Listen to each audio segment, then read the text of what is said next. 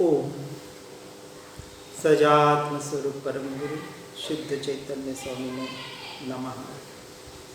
जे स्वरूप समझा विना पाम्यो दुख अनंत, समझाव्यु ते पद नमो श्री सद्गुरु भगवन्। वचनामृत पत्रांक 55 ववाणिया फाल्गुन सुदी 9वीं रविवार संवत 1945। निरागी महात्माओं को नमस्कार। निरागी और वितरागी, जिन्होंने उस वितराग पद को प्राप्त कर लिया, ऐसे वितराग परमात्मा और पहले से 12वें गुण स्थानक तक जो आत्मा की आराधना में आगे निरंतर बढ़ रहे हैं, ऐसे निरागी महात्मा सभी को भावपूर्ण नमस्कार किया गया है। कर्म जड़ वस्तु है। जिस आत्मा को इस जड़ से जितनी आत्मबुद्धि से समागम है, उतनी जड़ता की अर्थात अबोधता की उस आत्मा को प्राप्ति है, ऐसा अनुभव होता है। कर्म और कर्म के उदय जड़ वस्तु है, अचेतन तत्व है, और जो जीव इस अचेतन तत्व को अपना मानता है, वह संपूर्णतः मिथ्या दृष्टि के श्रेणी में आता है। जड़ कहें, पुद्गल कहें, 8 वर्गणाओं के द्वारा पुद्गल का जड़ वस्तु का परिणमन बताया जाता है। मनोवर्गणा, भाषा वर्गणा, औदारिक वर्गणा, कार्बन वर्गणा आदि। वर्गणा यानी एक अपेक्षा से परमाणु। ये हमारा शरीर नाम कर्म की उदय से और औदारिक वर्गणा से बना है, ऐसा कहा जाता है। अनादिकाल से इस जीव का इस जड़ पुद्गल से निमित्त नैमित्तिक संबंध बना हुआ है, और अनादिकाल से ये जीव जहाँ जिस योनि में गया, जिस देह को इसने धारण किया, कर्म के उदय से उस देह में मैं और मेरे पने की बुद्धि की, और उस शरीर को मैं और मेरा मानने की वजह से शरीर से जुड़े सारे संयोगी संबंधों में भी उसने अपनापन, मेरापन स्थापित करने का ही निरंतर प्रयास किया और आज भी करता आ रहा है। जब तक इस कर्म को जड़ वस्तु नहीं जाना और माना जाएगा, और चेतन को जब तक जीव तत्व की अपेक्षा से चेतन के रूप नहीं देखा जाना और माना जाएगा, जिसे हम भेद ज्ञान कहते हैं, तो जब तक भेद ज्ञान का अभ्यास और उस अभ्यास के द्वारा दोनों की भिन्नता का अपनी स्वयं की अनुभूति के आधार पर जब तक निर्णय नहीं होगा, जिसे हम सम्यक दर्शन कहते हैं, तब तक जीव निरंतर कर्म के बंध करता रहेगा और इस संसार में परिभ्रमण करता रहेगा।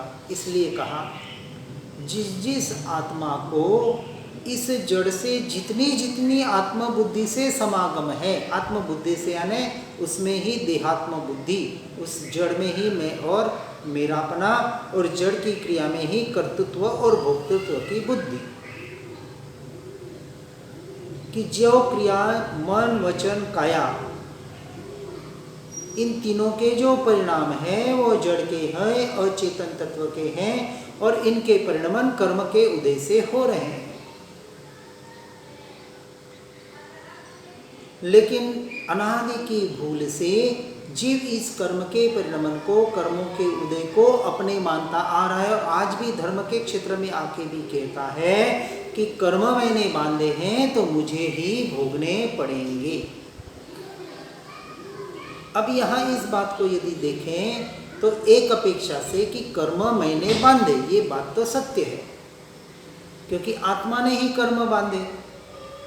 और अपेक्षा से कहें तो बांधे कहने से भी आत्मा से कर्म बंधे, वास्तविक बांधे भी एक अपेक्षा से, परमार्थ की अपेक्षा से कथन सही नहीं है। क्योंकि बंधे, क्यों बंधे? क्योंकि जैसे जैसे कर्म के उदय आ रहे थे और उस कर्म में जब जीव ने मोह राग द्वेष रूपी अपने भावों के द्वारा एकत्व किया, तो वास्तविक आत्मा जीव कर्म बांधता भी नहीं है। तो आत्मा क्या करता है? अब व्यवहार की अपेक्षा से देखेंगे तो आत्मा सिर्फ भाव करता है, जानता है यह परमार्थ का कथन, और भाव करता है यह व्यवहार का कथन। क्योंकि जबकि हमारे कर्म बंध क्यों और कैसे होते हैं इसको देख रहे हैं, फिर कैसे छूटना वो निश्चय का विषय। अभी व्यवहार के विषय से कि कर्म अनादि से बंध रहे हैं, अब आत्मा बांध नहीं रहा है। आत्मा क्या कर रहा है? आत्मा यदि कर्म को आत्मा ने बांधे ऐसा कहें तो मिथ्यात्व का दोष लगा, क्योंकि पर द्रव्य का आत्मा कुछ करता है, ऐसा कर्ता बन गया। और यहाँ तो सिद्धांत है कि एक द्रव्य दूसरे द्रव्य का कुछ कर नहीं सकता, तो जड़ चेतन का और चेतन जड़ का अंश मात्र भी कार्य नहीं करता है। जैसे हम कहें कि मैंने रस्सी बांधी, मैंने गांठ बांधी, तो ठीक है भाई, शरीर ने पुद्गल के परिणमन के द्वारा किसी पुद्गल के रुमाल की या रस्सी की या किसी की गांठ बांधी, ये तो आंखों से दिख रही है क्योंकि उसने बांधी। लेकिन आत्मा कर्म को बांधे, ये बात हजम ही नहीं होती है। भले व्यवहार से कहा जाता है कि आत्मा कर्म बांधता है, लेकिन वास्तविक आत्मा का स्वरूप यदि परमार्थ की दृष्टि से देखें तो आत्मा की भूल क्या है कि उसने परद्रव्यों के निमित्त से उससे जो प्रभाव हुए आत्मा से, तो जैसे भाव होते हैं कर्म अपने आप बंधते हैं, बांधने नहीं पड़ते। तो जिस अपेक्षा से, जिस तीव्रता से जो बंध के 4 प्रकार बताए जाते हैं, प्रदेश बंध, स्थिति बंध, अनुबंध, जो भी उसके भेद है 4 प्रकार से, तो उस अपेक्षा से जैसे आत्मा अपने परिणामों को बिगाड़ता है, परद्रव्य में मैं और मेरापना एकत्व करता है, ऐसे कार्मण वर्गणाएं जो सारे पूरे इस सृष्टि में, यानी यहाँ जहाँ जहाँ स्पेस है वहाँ सारे इन पुद्गल के परमाणु ठसाठस भरे हुए हैं। तो कार्मण वर्गणा के परमाणु भी ठसाठस भरे हुए हैं। वो कार्बन वर्गणा कर्म रूप परिवर्तित होकर आत्मा के ऊपर आकर चिपक जाते हैं। अब जब जैसे जैसे जिस हिसाब से कर्म बंधे उस हिसाब से उन कर्मों का उदय होता है, और जैसे उदय होता है वो कर्म इस शरीर पर यानी जड़ कर्म जड़ शरीर पर ही इफेक्ट करते हैं, क्योंकि पुद्गल का परिणमन पुद्गल से पुद्गल में ही होगा। भले वहाँ वर्गणाएं अलग अलग है, कर्मण वर्गणा अलग है, औदारिक वर्गणा अलग है, मनोवर्गणा अलग है, भाषा वर्गणा, सभी वर्गणाओं का परिणमन अपने से अपने में हो रहा है। जैसे कहा कि एक द्रव्य दूसरे द्रव्य का कुछ नहीं कर सकता, इसी प्रकार एक गुण, हर द्रव्य के अनंत गुण हैं, परंतु एक गुण दूसरे गुण के कार्य नहीं कर सकता। और यहाँ स्पष्ट हम देखते हैं एक इंद्रिय दूसरे इंद्रिय की कार्य नहीं कर सकती।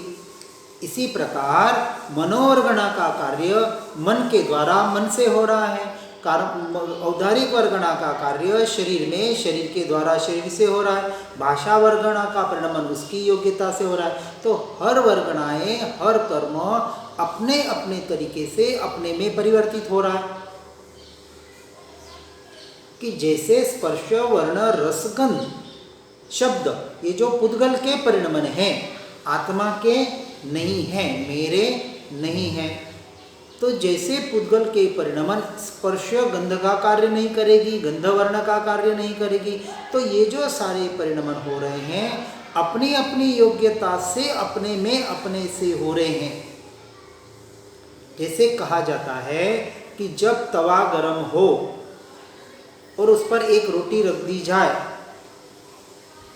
रोटी यानी आटे का लोट, जो कच्चा आटे का जो बनाते हैं, और उस तवे पे रख दिया। अब वो रोटी गर्म हो रही है तो थोड़ी देर बाद पक जाएगी। पकने के बाद पहले गर्म होगी, फिर काली पकने लग जाएगी, काली पड़ेगी, और जितनी जितनी काली पड़ेगी उसका स्वाद कैसे होगा, कड़वा होगा। अब ये जो परिणमन हुआ कि वो जो आटा जो हमने गूंथा था और तवे पे डाला वो गर्म हुआ, तो गर्म ये किसका परिणमन है, स्पर्श का परिणमन है। तो वो स्पर्श का परिणमन उसकी योग्यता से हुआ। अब हम कहेंगे कि तवा गर्म था और नीचे से अग्नि थी इसलिए वो रोटी गर्म हुई। हम निमित्त को देख रहे हैं, वहाँ उस आटे का परिणमन गर्म होने रूप होना था। उन आटे के जो जो परमाणु थे उसके योग्यता थी कि उस समय वो गर्म होने रूप परिणमित होनी थी, तो परिणमित हुई, तवे की वजह से नहीं हुई। यह सिद्धांत है, यह परमार्थ का कथन। तो गर्म हुई फिर काली पड़ी, तो गर्म हुई ये तो स्पर्श का परिणमन, काली हुई ये वर्ण का परिणमन, फिर कड़वी हुई यह स्वाद का रस का परिणमन। तो हर परिणमन अपनी अपनी योग्यता से हो रहा है। इतनी स्वतंत्रता हमारे दर्शन में बताई गई है। तो जड़ का परिणमन जड़ से जड़ में अपनी योग्यता से हो रहा है, उसमें बेचारा वो तवा और वो अग्नि क्या करे। यदि इस सिद्धांत को बराबर समझेंगे तो अपेक्षा से जब हम अपनी आत्मा पर लागू करते हैं कि आत्मा से भाव हुए और उससे जैसे भाव हुए वैसे कर्म बंधे, तो भाव कर्म से द्रव्य कर्म का बंधन हुआ और द्रव्य कर्म से नो कर्म का शरीर आदि का जो जो उदय हुआ, उसमें जब जीव वापस एकत्व करता है, भाव कर्म का बंध करके वापस द्रव्य कर्म नो कर्म अनादि का ये चक्र चल रहा है। अब इस चक्र को हमें तोड़ना है। इसलिए यहाँ जो बात बताई कि आत्मा को इस जड़ से जितनी जितनी आत्मा बुद्धि से समागम है उतनी उतनी जड़ता की अर्थात अबोधता की उस आत्मा को प्राप्ति होती है, ऐसा अनुभव होता है। अब जितना पर में एकत्व करेगा, पर में मैं और मेरापन आप करेगा, उतना वो अपने आप से दूर होता ही जाएगा। इसे ही अबोधता की प्राप्ति बताई। तो बोधि तक तो कभी पहुंच ही नहीं पाएगा।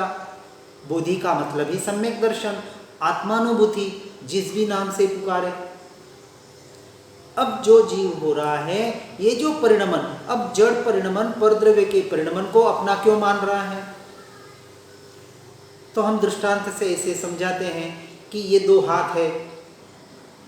अब हाथ कर्म जब अपना काम करता है, कर्म के जब उदय होता है शरीर में, बहुत जने कहते हैं कि आत्मा है इसलिए शरीर की क्रियाएं हो रही है। अरे भाई, आत्मा है इसलिए शरीर की क्रियाएं नहीं हो रही है। शरीर की क्रिया के लिए आत्मा का कहाँ जरूरत है? तो फिर ये हलन चलन, चलना फिरना, उठना बैठना क्यों हो रहा है?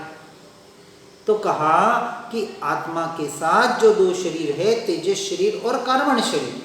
तेजस शरीर जिसे विद्युत शरीर भी कहा जाता है, जिसमें अग्नि तत्व रहा हुआ है, जिसे हम जठराग्नि भी कहते हैं, और कार्बन शरीर जिसमें अनादि के ये संचित कर्म रहे हुए हैं। अब उन कर्म के शरीर, कार्बन शरीर से जैसे जैसे कर्म का उदय होता है, जैसे वाइब्रेशंस होते हैं, वैसे उसका परिणमन होता है। फिर आत्मा निकलने के बाद शरीर की क्रिया क्यों रुक जाती है? तो कहा शरीर की क्रिया नहीं रुकी, उसका जो परिणमन, सड़ना, गलना, बिखरना जो हो रहा था वो तो चल ही रहा है, लेकिन ये चलना फिरना उठना बैठना 5 इंद्रियों के द्वारा जो परिणमन हो रहा था वो उस कार्बन शरीर में रहे हुए कर्मों के द्वारा हो रहा था। और जहाँ आत्मा गई अब वहाँ उसके साथ वो तेजस शरीर और कार्बन शरीर भी चला गया। अब जहाँ ये आत्मा पहुँची है वहाँ वो कार्बन शरीर उसके साथ में है। अब वहाँ उसकी क्रिया कर्म की वहाँ शुरू हो गई, वहाँ शुरू हो गई। तो कर्म का शरीर वहां अब काम कर रहा है। अब यहाँ कर्म का कार्बन शरीर ही नहीं रहा तो वो कर्म के उदय ही नहीं रहे, तो इस शरीर की क्रियाएं कैसे होगी? तो शरीर की क्रिया में जो निमित्त मात्र था वो कौन था? आत्मा नहीं था। तो आत्मा की वजह से शरीर की क्रियाएं नहीं होती है, ये सिद्ध होता है। ये अनादिकाल की लोगों की ये भ्रांति ये भी रही हुई है। ये इतना स्वतंत्र परिणमन यहाँ बताने का प्रयास कर रहे हैं। और जो जड़ता के स्वरूप को नहीं समझता है और जीव के वास्तविक स्वरूप को समझकर दोनों का भेद ज्ञान करके यथार्थ रीति से उसको समझकर अपने स्वयं में लीन नहीं होगा, अपनी आत्मानुभूति नहीं करेगा, तब तक ऐसी बोधि को प्राप्त, सम्यक दर्शन को प्राप्त नहीं कर सकेगा।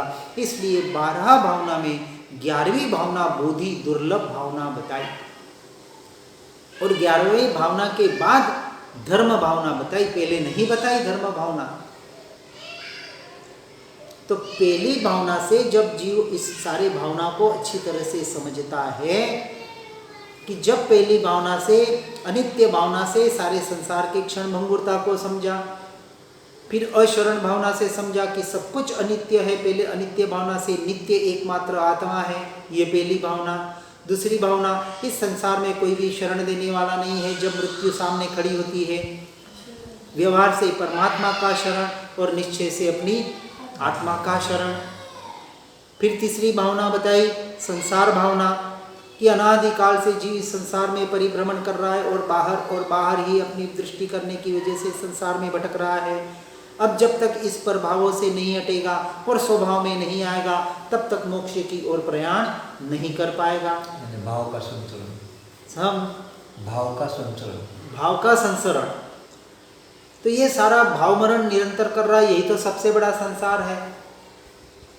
फिर कहा हे जीव वहां से छूटना है और तुझे एकत्व भावना के द्वारा अपने तत्व में, अपने स्वरूप में एकत्व करना है। अकेला आया था अकेला जाने वाला है, इतना सा भाव नहीं है। एकत्व का मतलब अपनी स्वरूप में एकत्व करना है, और स्वरूप में एकत्व करना है तो अनित्य भावना को भाना पड़ेगा, अन्यत्व भावना को भाना पड़ेगा कि मैं आत्मा, मेरे सिवा सब कुछ मेरे से भिन्न है और मेरे से उत्पन्न होने वाले ये मोह राग द्वेष के भाव, ये विकल्प भी मुझसे अन्य है। ये अन्यत्व भाव में चिंतन हुआ। फिर जब देह पे दृष्टि गई जिसमें अनादिकाल से एक क्षेत्राव का संबंध रहा हुआ है, तो उससे कहा ये अशुचि से भरा हुआ शरीर, ये अशुचि भावना का वहाँ चिंतन किया। तो शरीर से देहात्म बुद्धि अनादिकाल से रही हुई है, उसको हटाने का वहाँ प्रयास किया गया। फिर कर्मों का जो आना होना है और आते हुए कर्मों को रोकना, उसका नाम संवर। तो आश्रव भावना, संवर भावना और कर्म जो अनादिकाल से पड़े हुए इस कार्बन शरीर में, जैसे जैसे आत्मा अपने स्वरूप में रमणता करेगा इस भेद ज्ञान के द्वारा, वैसे वैसे संवर और निर्जरा होती जाएगी। फिर कहा लोक भावना में कि सारे 3 लोक में, 14 राजलोक में ये जीव अनंत बार भटक के आया, फिर भी आज दिन तक मोक्ष गति को नहीं पाया। जहाँ जहाँ वो गया उसने अपनी देह में एकत्व किया, जो जो उसको संयोग संबंध मिले उसमें उसने अपनत्व किया, मैं मेरापना किया। ऐसे लोक में भटकते हुए आज दिन तक उसने बोधि को प्राप्त नहीं किया, और बोधि को प्राप्त नहीं करने की वजह सत्य धर्म की ओर यानी मोक्ष की ओर वो प्रयाण नहीं कर सका। अब इन सबसे भावना का अर्थ एक ही है कि सबसे हटके अब एकमात्र जड़ और चेतन के स्वरूप को, स्वभाव को समझकर अपने स्वरूप की ओर बढ़ना। उपाय तो एक ही है, कितनी भी लंबी चौड़ी बातें क्यों न कर लें। इसलिए कहते हैं कि आश्चर्य है कि स्वयं जड़ होते हुए भी चेतन को अचेतन मनवा रहा है।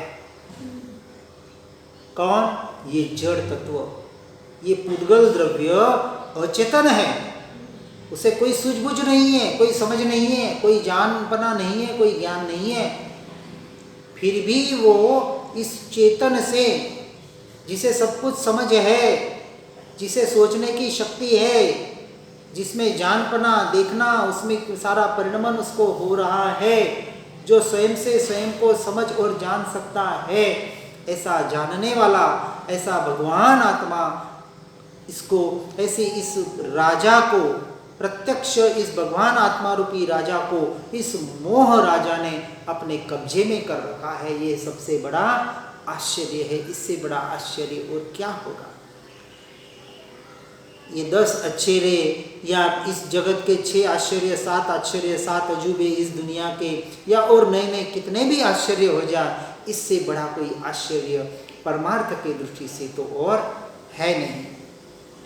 और उस कर्म संयोग और उसके उदय से उत्पन्न हुए पर्यायों को स्वस्वरूप नहीं मानते और पूर्व संयोग सत्ता में जो है उन्हें अबंध परिणाम से भोग रहे हैं, वे आत्मा स्वभाव की उत्तरोत्तर ऊर्ध्व श्रेणी पाकर शुद्ध चेतन भाव को पाएंगे, ऐसा कहना सप्रमाण है।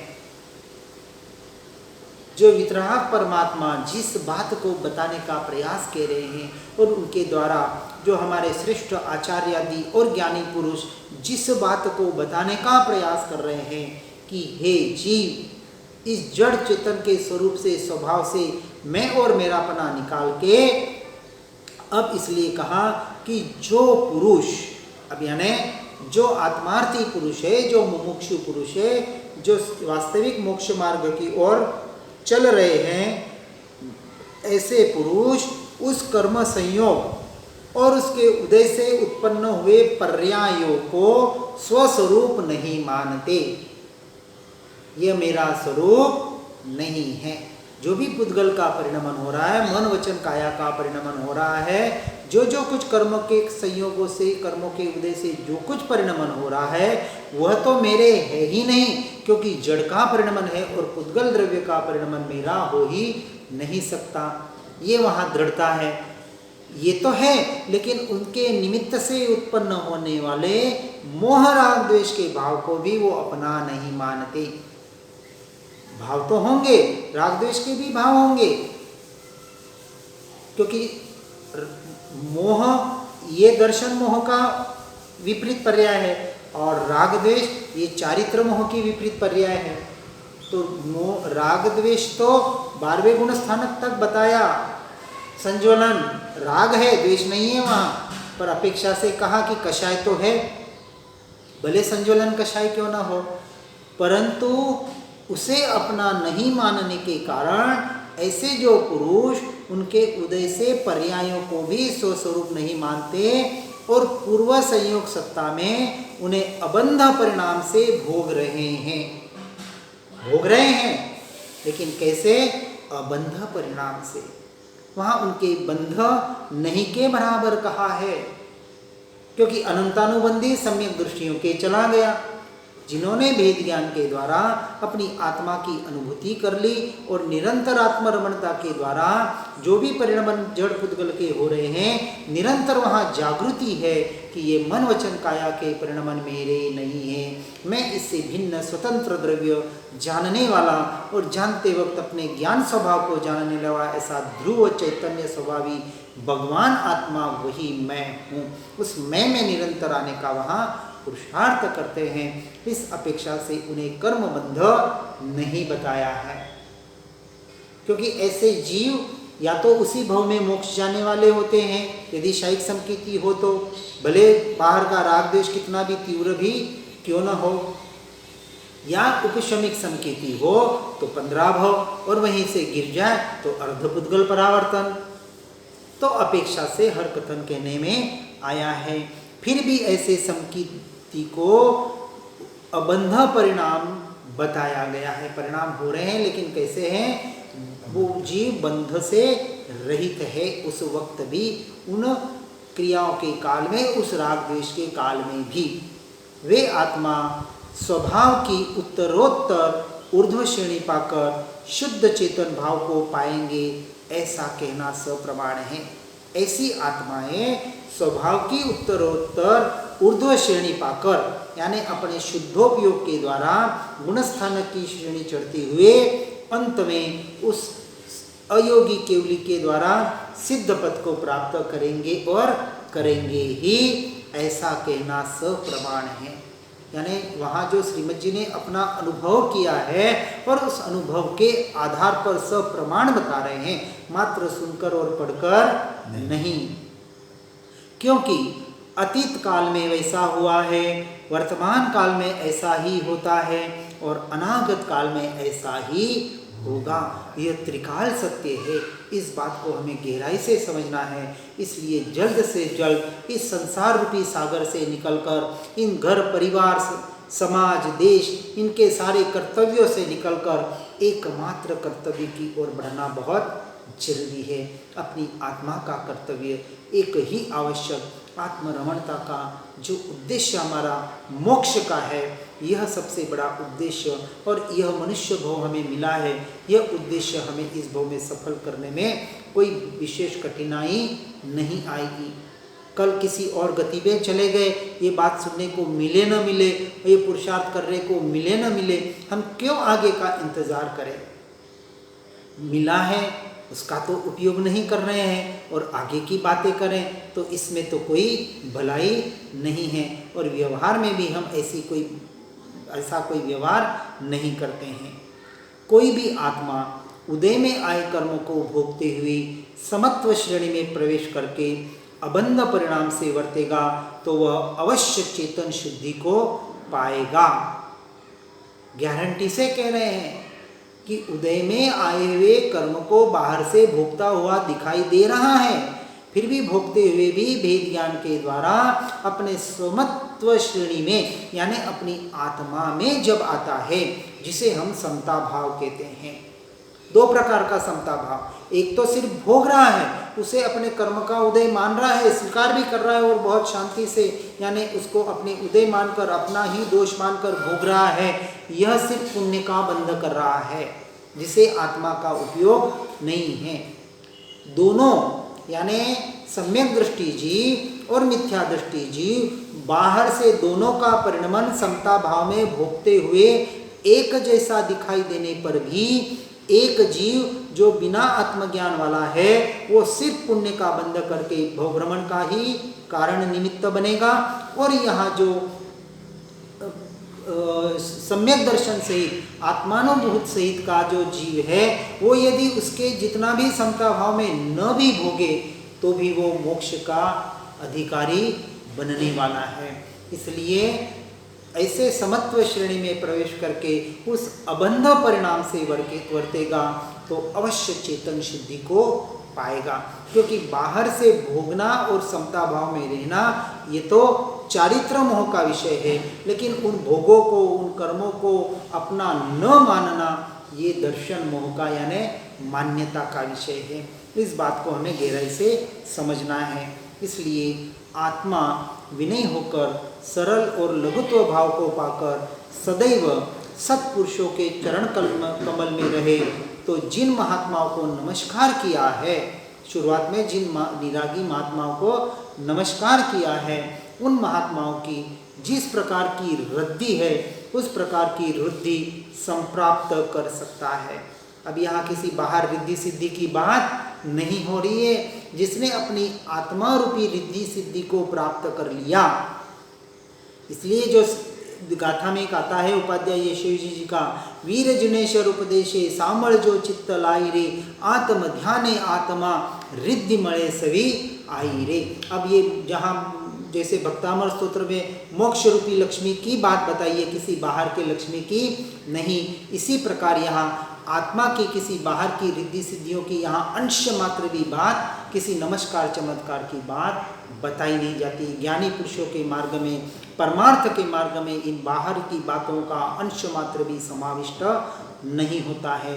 इसलिए ऐसे महात्माओं को नमस्कार किया गया है और ऐसे महात्माओं के, ऐसे सत्पुरुषों के चरण कमल में रहे, यानी उनकी आज्ञा के अनुसार निरंतर वर्तन करें। और आज्ञा तो एक ही है कि प्रभावों से हटकर अपने स्वभाव में आने का निरंतर पुरुषार्थ हर जीव को करना है। अनंत काल में या तो सत्पात्रता नहीं हुई या तो सत्पुरुष जिसमें सद्गुरुत्व, सत्संग और सत्कथा निहित है, ऐसे सत्पुरुष नहीं मिले। नहीं तो निश्चय है कि मोक्ष हथेली में है। जैसे बहुत जने कहते हैं ना, आत्मा हम आपको आंवले की माफिक हथेली में दिखाएंगे। दिखाएंगे का मतलब क्या? हम उसका दिशा निर्देश यथा योग्य करेंगे, लेकिन पुरुषार्थ तो आपको स्वयं से स्वयं में ही करना पड़ेगा। इसलिए या तो सत्पुरुष नहीं मिले या स्वयं की सत्पात्रता अनंत काल में नहीं हुई। यदि हम एक अपेक्षा से देखें तो सत्पुरुष अनंत बार हमें मिले हैं और इस भाव में भी तो मिले हैं, तब तो यहाँ ये बातें सुनने को बैठे हैं। तो सत पात्रता अभी नहीं हुई। अपने पात्र जो उल्टा है उसे हमें सीधा करने की जरूरत है।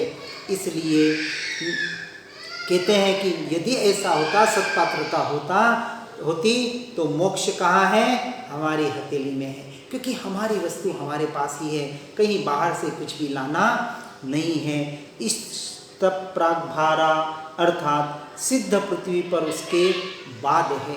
इससे सर्वशास्त्र भी सम्मत है, मनन कीजिएगा और यह कथन त्रिकाल सिद्ध है।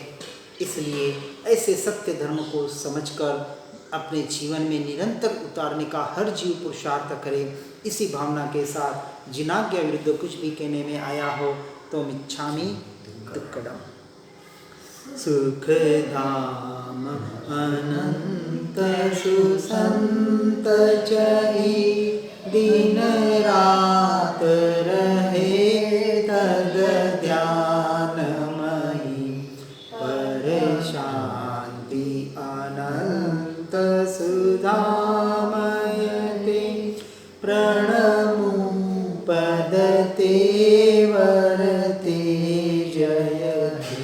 ओ प्रणमु पदते वरते जयते। ओम नमः।